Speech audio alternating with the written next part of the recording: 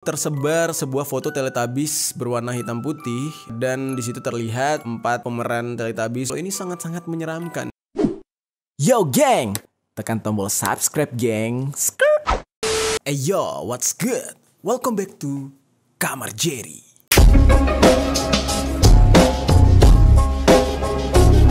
Geng, kita hari ini akan berbicara tentang film kartun yang tiba-tiba saja teori konspirasinya mulai tersebar luas di jagat sosial media. Selama ini memang gue mencari-cari nih asal muasal atau kisah dibalik terciptanya film kartun ini. Karena dari banyaknya film kartun yang beredar, sebenarnya tuh gak semua film kartun tercipta karena hal yang menyenangkan. Banyak teori konspirasinya seperti Marsha and the Bear, seperti Hello Kitty, terus juga ada beberapa hal lain gitu ya yang sangat mencekam. Apalagi Disney. Kalian tahu ya cerita tentang Disney. Kenapa sih kok film kartun yang lucu amat membahagiakan anak-anak kecil dianggap tersimpan sesuatu yang seram di sana? Apakah ini mengada-ngada? Enggak juga, geng. Yang perlu kalian ketahui adalah sesuatu doktrin atau sesuatu hal itu ditanam justru sejak dini. That's why untuk merubah pola pikir dan mental manusia ke depannya, hal yang pertama yang harus dilakukan adalah merusak mental anak-anaknya gitu ya, anak-anak kecil, karena kan mereka generasi ke depannya. Hal yang paling gampang untuk dilakukan untuk merusak generasi ini adalah dengan mempertontonkan sesuatu yang mereka suka, lalu membubuhi dengan sesuatu yang arahnya negatif gitu. Sama halnya seperti fenomena minuman. Kalian tahu nggak sebenarnya banyak minuman di dunia ini yang sebenarnya kita minum itu sebenarnya mengandung bahaya. Nggak cuma minuman, banyak hal, rokok juga. Nah, justru anehnya adalah kita ini adalah negara konsumen atau negara pemakai dan kita minum serta makan hal tersebut. Sementara negara penciptanya itu sama sekali tidak memakai itu. Salah satu contohnya adalah air mineral. Ada sebuah merek yang diciptakan oleh Yahudi, namun rakyat Yahudi sendiri tidak mengkonsumsi hal itu. Jadi di dalamnya itu sebenarnya ada unsur yang dapat merubah sistem kinerja otak kita. Ya, gitulah caranya merusak. Nah, sama halnya dengan kartun. Oke, tanpa panjang lebar lagi, langsung aja kita menuju ke inti pembahasan hari ini, yaitu kita akan membahas dua hal tentang teori konspirasi, yaitu film kartun Dora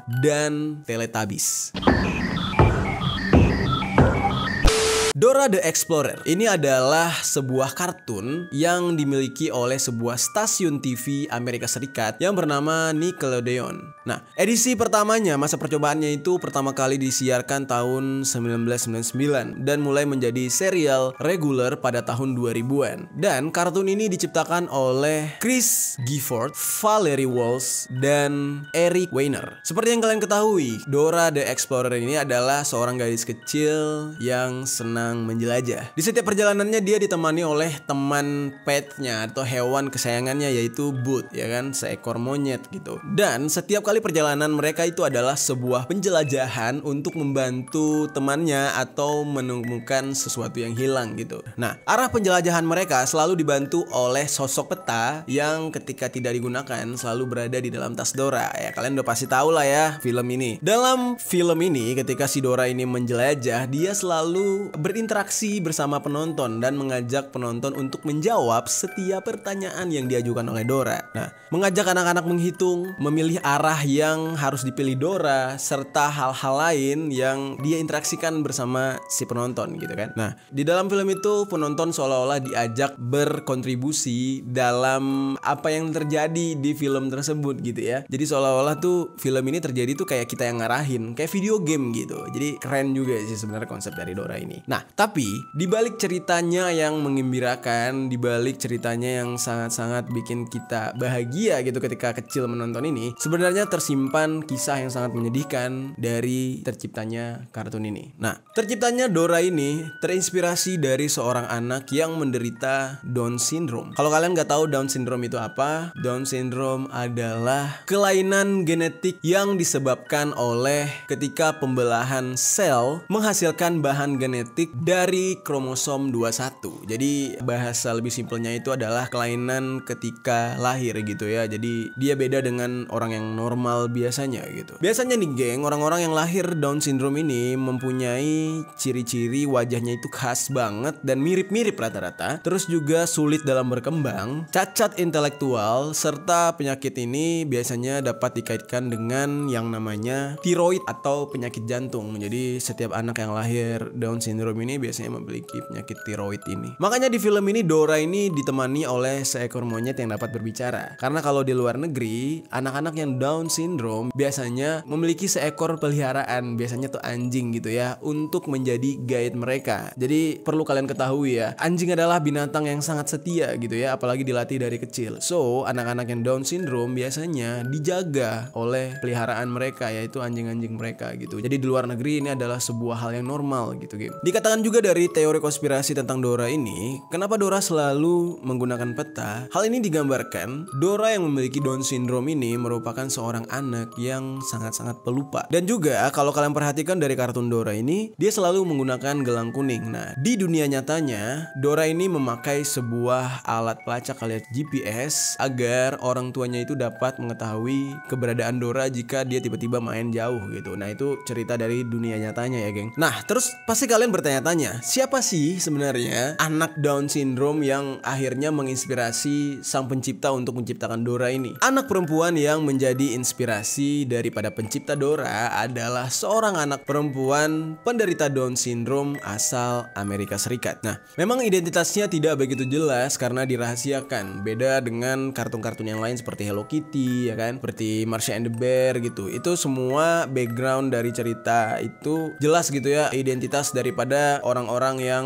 menjadi inspirasi di balik terciptanya itu gitu. Kayak misalkan Hello Kitty kan seorang ibu yang melakukan perjanjian dengan satanik karena anaknya tuh menderita kanker mulut kalau gue nggak salah ya. Terus juga Marsha and the Bear itu merupakan seorang ibu yang sedih banget gitu ya, anaknya itu dimakan beruang hingga meninggal dunia. Jadi dia menciptakan sebuah kartun anak perempuan yang berteman dengan seekor beruang, walaupun pada kenyataannya beruang itu tidak seramah itu, namun lebih ke menyakiti hati mereka gitu. Kalau misalkan Hello Kitty, kenapa dia kartun yang gak ada mulut ya, karena itu si ibunya itu menggambarkan kalau Tuhan itu tidak adil kepada dia karena telah memberikan penyakit kanker mulut terhadap anaknya, dan hal tersebut menjadi sebuah semacam lambang perjanjian antara sang ibu dengan satanik. Nah, sementara kisah Dora ini identitas anak perempuan tersebut tidak dibeberkan gitu ya. Yang jelas anak ini telah meninggal dunia pada usia muda. Nah, namun geng, kebenaran dari teori konspirasi ini sebenarnya ya belum bisa kita percaya 100% dikarenakan memang identitasnya tidak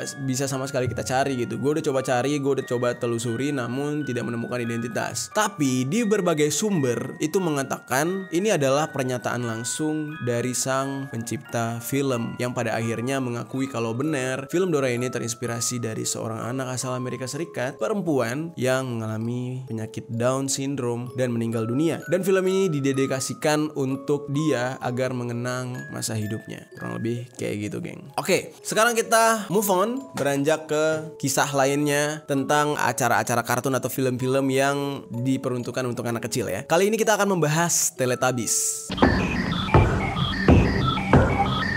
Jujur aja, masa kecil gue juga ikut tumbuh kembang dengan menonton film ini, geng. Jadi gue setiap hari Minggu pasti nonton Teletubbies karena memang seru banget buat gue. Oke, bagi anak-anak kelahiran 90-an kayak gue gini pasti familiar banget dengan acara ini gitu ya. Tiba-tiba aja Teletubbies ini ramai lagi diperbincangkan, apalagi setelah ternyata filmnya itu tayang lagi gitu ya. Acaranya itu tayang lagi di televisi, dan banyak banget orang-orang yang membuat memes tentang Teletubbies ini, geng. Sontak aja banyak banget tersebar di Facebook, Twitter, hal-hal lucu tentang Teletubbies gitu ya. Semua orang tertawa melihat sosok 4 boneka ini. Namun perlu kalian ketahui, ada kisah nyata. Ini kisah nyata, bukan teori konspirasi ya. Kisah nyata tentang kejadian horor atau menyeramkan di balik Teletubbies ini. Teletubbies merupakan hasil buatan rumah produksi yang bernama Ragdoll Production, berjumlah 365 episode. Kalau misalkan dihitung harian berarti itu ada sekitar 1 tahun ya, 360 hari ya kan, 365 hari gitu ya. Dan jumlah tayang setiap episodenya itu adalah 24 menit. Nah, program ini diperuntukkan untuk anak-anak yang prasekolah gitu ya. Nah, walaupun diperuntukkan untuk anak-anak, ternyata di balik kisah Teletubbies ini ada hal yang sangat mencekam dan menyeramkan. Beberapa waktu lalu tersebar sebuah foto Teletubbies berwarna hitam putih, dan di situ terlihat 4 pemeran Teletubbies yaitu Tinky Winky, Dipsy, Lala, dan Po yang sedang sedang berada di atas rumput. Namun karena diambil dalam gambar warna hitam putih gitu ya, banyak netizen yang beranggapan kalau ini sangat-sangat menyeramkan gitu ya, semacam foto-foto album black metal gitu, geng. Gak hanya foto itu aja, sempet ada beberapa kali tuh ya tersebar nih, geng, video-video tentang Teletubbies ini yang terlihat sangat menyeramkan. Walaupun sebenarnya kalau gue perhatikan ini merupakan video editan, tapi cukup menyeramkan gitu ya. Nah, muncullah sebuah teori konspirasi tentang program Teletubbies ini ya, geng. Banyak yang berpendapat jika program Teletubbies ini ternyata menstigma kepada anak-anak kecil atau mendoktrin anak-anak kecil untuk memahami sebuah paham yang disebut dengan The Others. The Others itu merupakan pandangan orang-orang dewasa di negara barat tentang kelompok minoritas. Kelompok minoritas itu apa aja? Misalkan kalau di dunia barat tuh secara agama tuh agama muslim misalkan. Terus apalagi orang berkulit hitam, orang Asia. Nah, itu minoritas kalau di barat ya, geng. Jadi kebanyakan nih 3 hal ini di barat tuh ditindas gitu, geng. Orang beragama Islam, orang berkulit hitam, serta orang Asia biasanya tuh ditindas di negara barat gitu ya. Direcokin mulu gitu, direndahin gitu, geng. Simbol-simbol yang terdapat di kepala boneka Teletubbies ini masing-masing itu punya arti tersendiri yang orang-orang sebenarnya belum tahu, geng. Simbol di kepala Tinky Winky melambangkan kaum gay atau kaum LGBT. Sementara Dipsy melambangkan kaum Afro kulit hitam. Sementara Lala yang memiliki semacam antena lambat gitu ya, itu merupakan simbol daripada LGBT juga, tapi lebih ke lesbian gitu ya. Dan sosok Po yang berbadan mungil itu melambangkan bangsa kita, yaitu bangsa Asia. Kayak gue bilang tadi, geng, Asia, Afro kulit hitam itu merupakan minoritas di sana. The Others atau para kelompok minoritas ini berusaha menyisipkan pesan-pesan tersebut di program Teletubbies ini untuk mendoktrin anak-anak yang menonton. Namun, geng, semua cerita ini tersebar luas di dunia maya itu hanya sebagai teori konspirasi gitu ya. Jadi bisa saja ini dugaan-dugaan dari orang-orang yang belum tentu terbukti gitu. Nah, namun tidak sedikit orang yang percaya tentang teori konspirasi daripada Teletubbies ini. Nah, menurut kalian di rumah, geng, 2 hal yang kita sebutkan tadi tentang Dora the Explorer dan Teletubbies, menurut kalian apakah ini real atau ini hanya sebuah teori konspirasi doang disebabkan oleh ketakutan orang-orang karena banyaknya cerita-cerita mistis atas terciptanya program-program lucu seperti kartun dan Teletubbies ini, geng? Coba tinggalkan komentar di bawah.